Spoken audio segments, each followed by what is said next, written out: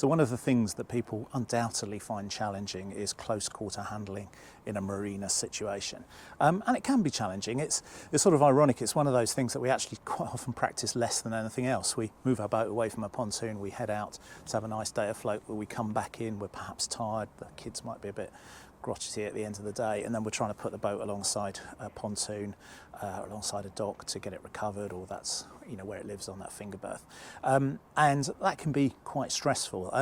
And it may well be you've done powerboat level 2 or you've done day skipper, and the whole marina handling side of things is still a little bit challenging, and there's no shame in that. That's quite normal, so don't beat yourself up about it, but there is absolutely something you can do about it. So one of the most regular bespoke training or tailored training sessions we run is half-day marina handling type sessions. And let's imagine that we're on your boat, and it can be a boat within the powerboat scheme or a boat within the motor cruiser scheme, and it doesn't really matter for us as we approach things in pretty much the same way.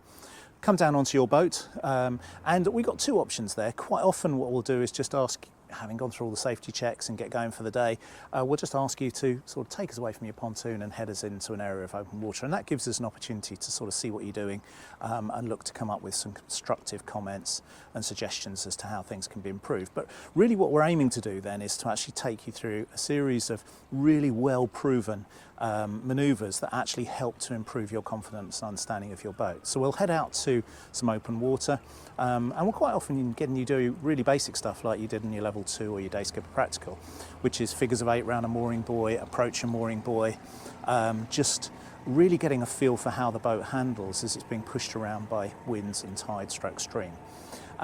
We'll run through with you to get that understanding of what your boat's natural reaction to the wind is. And this is one of the things that never ceases to amaze me, that actually is not covered so often with people.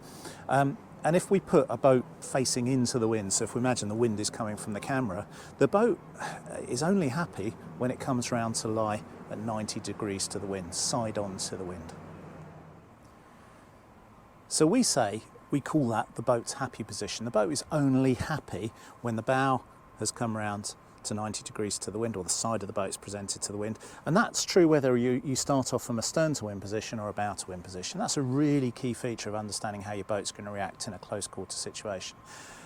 We do some practice around that and work with you to develop your happiness, your capability, your competence to hold the bow into the wind, hold the stern into the wind, to actually mitigate the effects of tide. And then we bring that back into a marina situation, and we'll do what we would refer to as turn in a confined space.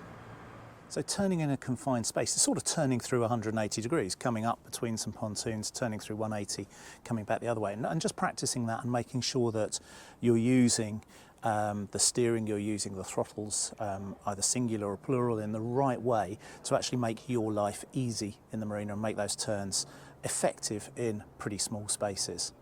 We can then develop that on into coming alongsides. With coming alongsides, what we'll tend to start to do is to do so with long straight pontoons, be it if there's a long straight pontoon or a fuel berth or something like that, just practice in those areas as a means to practice you both sides of the boat, coming alongside and stopping that boat in a planned place. And then we can develop that on into coming into finger berths, and we'll tend to try and choose something that we'd call double vacant, i.e. no boats in that berth. Choose one similar to yours and practice going into that, and then progress into your own berth. That will tend to take half a day. Actually, in fairness, if you try to do more than half a day, your brain will just go into overload mode. So half a day is actually plenty in one hit. Quite often we'll then have some lunch, go out and do something else in the afternoon to develop skills in other areas. But that half a day marina handling, it's proven, it works. I'd almost give one of those guarantees. If it doesn't, well, talk to me about what you paid, because I guarantee you come out of that and really, really benefit from it.